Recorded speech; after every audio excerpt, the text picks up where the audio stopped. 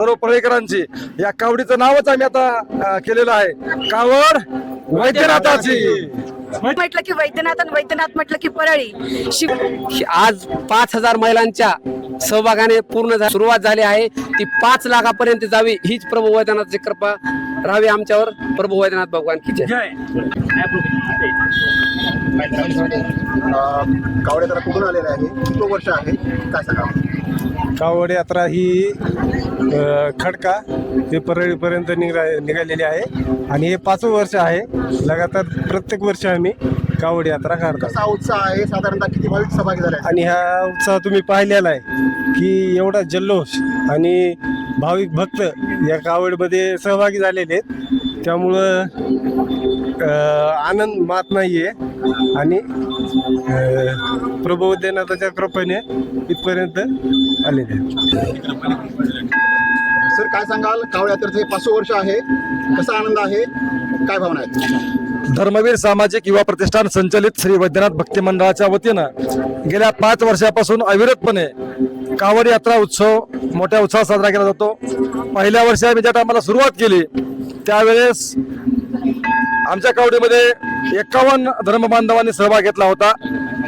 त्याच्यानंतर हा सहभाग वाढत वाढत आज जवळपास 1,500च्या जवळपास धर्मबांधव आणि भगिनी एकत्र येऊन ही कावड यात्रा मोठ्या उत्साहात या ठिकाणी परळी शहरामध्ये आलेली आहे. आणि ही कावड यात्रा भक्ती मंडळात केली असली तरी ही भक्ती मंडळाची कावड राहिलेली नाहीये, ही कावड झालेली आहे अख्ख्या सर्व परेकरांची.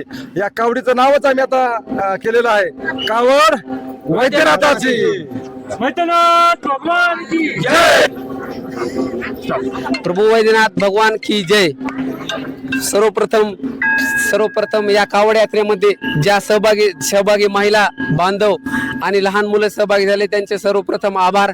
आणि ही कावड आता इथून पुढं आज 5,000 महिलांच्या सहभागाने सुरुवात झाली आहे. ती 5 लाखापर्यंत जावी हीच प्रभू वैद्यनाथची कृपा राहावी आमच्यावर. प्रभू वैद्यनाथ भगवान की जय.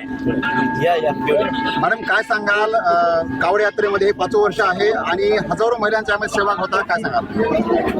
हे 5वं वर्ष आहे आणि याच्यामध्ये याआधीही महिलांनी सहभाग दिलेला आहे आणि यावर्षी तर 5,000 महिला याच्यामध्ये सहभागी झाल्यात. जवळजवळ 70 ते 75 महिला भजनी मंडळ या ठिकाणी सहभागी झालेत आणि उत्स्फूर्त रीतीने त्यांनी या कावड यात्रेचा आनंद घेतलेला आहे.